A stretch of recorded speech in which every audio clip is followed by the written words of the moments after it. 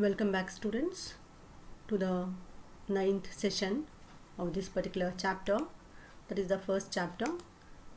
So we have discussed up to 8 sessions. So today we will go for.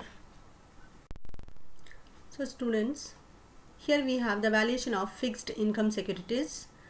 So I've already told you there are two types of securities, that is fixed income securities and variable income securities. Fixed income securities are those which carry a fixed rate of return, that is nothing but interest, whereas variable income securities are those which carry a variable rate of return and which is not fixed, means you will have a deviation or variations in the income what you are going to receive. Generally those are in the form of shares. So recap of the previous class. What did we study in the previous class? We studied about the measurement of risk and return. Okay, we have solved certain problems on this. Today we will be talking about the valuation of fixed income securities. Here we have the objectives of the chapter. So this is common for all the 10 sessions, as I have told you. Now we have come for the last sessions, that is valuation of fixed income securities and bond innovations. So today I am discussing about valuation of fixed income securities. Basically we are talking about bonds.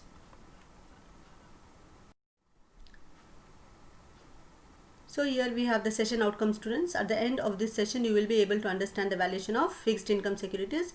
We are going to learn few problems on valuation. In the next session we will learn about the problems on valuation of bonds.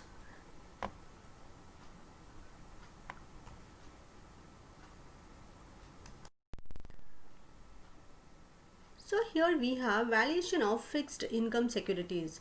First of all, let us understand what is valuation. Valuation is nothing but an estimation of the worth of something. It is an estimation of the worth of something. It is generally an asset. Okay, it is determining the current worth of an asset or a company, and this valuation is generally carried out by professional valuer. Okay, sometimes we value the worth of an asset, or sometimes we value the worth of a company. And generally why this is done, it is basically done in order to sell a particular asset or a company, or in order to go for taking insurance on an asset or on a company. So this valuation process goes on. As I have told you, fixed income securities are those which carry a fixed rate of interest. So in this session we are basically dealing with valuation of bonds. What is a bond? It is actually a long-term debt instrument or a security which is issued by business enterprise or government agencies to raise long-term capital with fixed interest rate. So these bonds are issued for a long period of time and it carries a fixed rate of interest, and of course which you will be getting regularly at regular intervals without fail. It is also called as coupon payment. Since the payment is fixed in nature, it is called as coupon payment. Okay students, so we will be studying in the next slide about the techniques for valuation of how the valuation of bonds is being taken place. So students, we'll just go for valuation of bond. As we have discussed, what is valuation? It is a process of determining or estimating worth of something. As I told you, it is generally an asset or a company, and it is carried out by a professional valuer. And here we have bond. As I have discussed in the previous slide, a bond is a long-term debt instrument or a security issued by some business enterprise or government agencies to raise long-term capital which carries a fixed rate of interest, and this interest, and it is also called as coupon payment, and the interest rate what you get on that bond is called as coupon rate. And of course it can be done annually or it can be done semi-annually. It depends on the issuer, the authority which issues it. So here also it is given like it is the technique for determining the fair value of a particular bond. Valuation of bond, it is nothing but It is a technique used for determining the fair value of a particular bond. So here it is nothing but calculation of present value of the bond, calculation of the present value of the bond's future interest payments. So we are trying to find out the present value, the return in the form of present value. What you are going to get after 5 years, you will try to value it now. It is also called as the cash flow, what we are going to get from the bond, and what value we are going to get on the maturity of the bond, that is a face value or par value, that also will be calculated in terms of net present value, NPV. That is what we call it as valuation of bond. Here we are going to determine the interest rate, present value of interest rate, and also the present value of the face value or the bond face value, whatever is there, that we are going to calculate. That is what we call it as valuation of bond. Now, for calculation of this or valuation of these bonds, it is basically divided into two parts. One is redeemable bonds and the second one is irredeemable bonds. What are redeemable bonds? These redeemable bonds have a fixed maturity date and they are going to be redeemed, or you will get back the money after a fixed period of time. Whereas irredeemable bonds have perpetual life with only interest payments periodically. Means they are not going to be redeemed after a fixed period of time. Okay students, so we have problems on both these redeemable bonds and irredeemable bonds. Now let us go for the basis of valuation. So students, basis of valuation, we have different bases. The first one is asset value or goodwill or going concern basis. As the name itself indicates, here the valuation is based on asset value and the business is considered as a going concern. It is considered as a perpetual existence, perpetual succession. As we know, one of the feature of business is perpetual succession. It goes on and on irrespective of who comes and goes. So here what they do is they will try to assess the market value of the land and building, freehold property, even they will try to ascertain the value of the leasehold property, of course, which can be realized in future. And here what they do, the tangible assets like inventories and intangible assets like goodwill are assessed and valued as per existing business practices, and all this is added to tangible assets. The value of intangible assets and value of tangible assets are added together and the value of the business is being ascertained, and based on that valuation of bonds will be done. This is one of the techniques which is used by the valuers in order to ascertain the worth of the bond, which they will tell it to the concerned investors, and the investors can in turn invest in those bonds of the government or the business enterprises. The next basis of valuation is capitalized earning power. What is this capitalization of earnings? It is a method of determining the value of an asset, the value of an organization by calculating the worth of its anticipated profits. They are going to calculate the value of organization by anticipating the future profits based on current earnings, and also on expected future performance. This is done, and this method is very popular, used in determination of rate of return expected by the investor in routine course of investment. This is nothing but a simple rate of return on capital employed, and of course it is done based on the present profits and expected future profits. So here the market value, we have the next concept.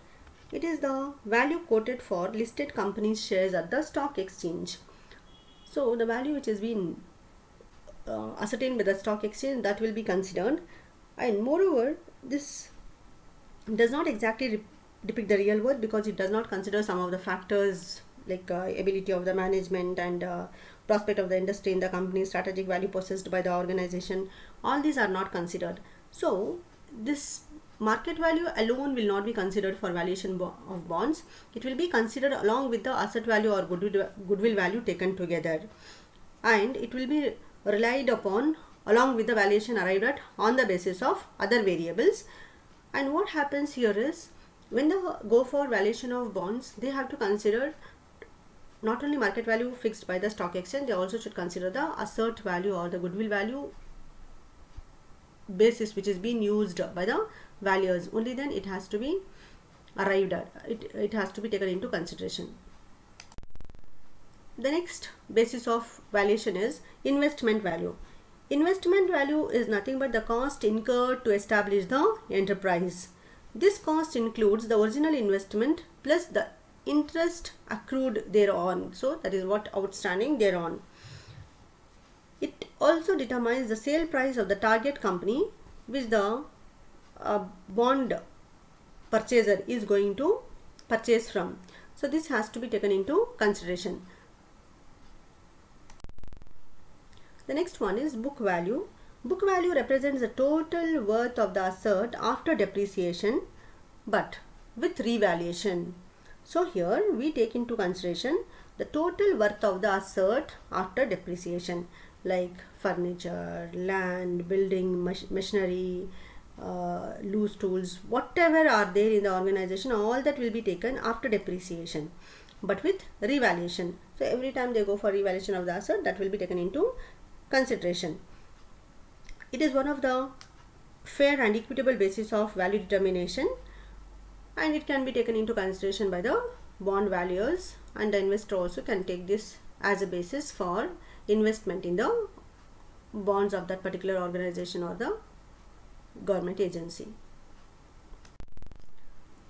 So the next method what we have is reproduction cost basis. What is this reproduction cost basis or reproduction cost valuation method used? It is done on an assumption that what if you have to rebuild the same organization or start the same organization, what is the cost you are going to incur? In other words, it is nothing but the current cost of duplicating the properties or constructing similar enterprise in design and material. This will be calculated, and based on this valuation will be done. You will try to assess the cost, what will be the cost incurred if you have to establish the same kind of enterprise, and what will be the cost if you are going to purchase the same kind of materials, machinery, building, whatever. That cost will be taken into consideration, and the value of the company will be ascertained, or the worth of the company will be ascertained. So this is one of the methods wherein you try to think of a company of the same nature in which you are going to invest. So what will be the impact of that on the valuation of the asset? This method does not take into consideration the intangible assets for negotiation. It only considers the other assets, and here you will see the price which you are going to incur in order to purchase that particular assets, and based on that valuation will be done. So next method what we have is substitution cost basis. What is substituting? Substituting is nothing but replacing something with another thing. Okay, here they try to replace the present organization which they are going to invest in with another one. So in other words, it is nothing but the estimate of the cost of the construction of the undertaking or enterprise in the same utility or same capacity. When you want to do substitution, the features of those things should be similar, it should be same. So here they try to substitute another company for this, and here it will not be very similar in design, but it can be similar in case of its worth. And this method is very useful when we go for valuation of plant, machinery and other assets while going for valuation of the bond. So students, we have the various methods used for valuation of bonds. Any of these can be used by the organization, that is asset value, or they can go for capitalized earning power, market value, investment value, book value, reproduction cost basis and substitution cost basis. And to this valuation can be done, and this valuation of redeemable and irredeemable bonds I will be discussing in the next session. So students, here we have the multiple choice questions.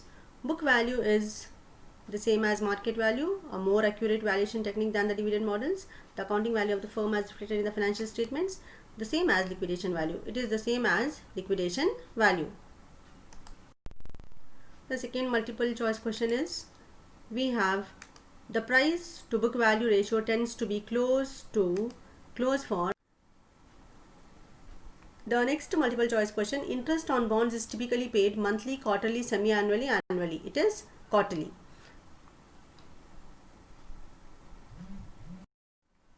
An unsecured bond is known as debenture, indenture, mortgage bond, junk bond. It is a mortgage bond.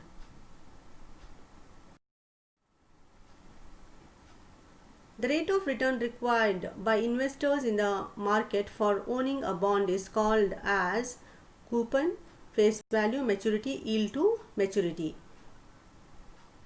So the answer is yield to maturity. So students, here we have some references. You can just go through that, and in the next class I will be discussing, as I have told you, problems on redeemable and irredeemable bonds. Thank you students.